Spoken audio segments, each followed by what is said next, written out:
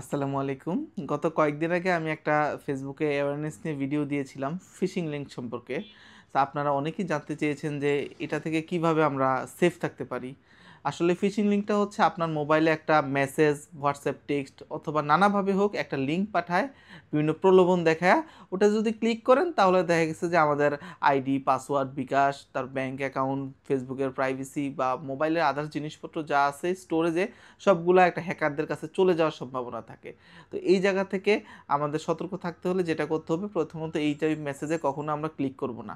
সন্দেহ করে বা জানার জন্য হলেও কখনো ক্লিক করব না। যাদের ফোনে আমি চিনি না, আমার ফোনে সেভ করে নাই, তাদেরকে আমরা অ্যাভয়েড করব।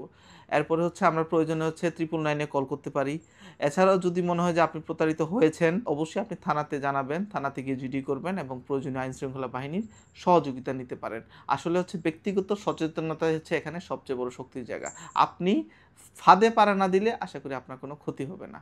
ধন্যবাদ। মেসেজটি শেয়ার করবেন এবং হচ্ছে সবাইকে জানার সুযোগ করে দিবেন। আসসালামু আলাইকুম।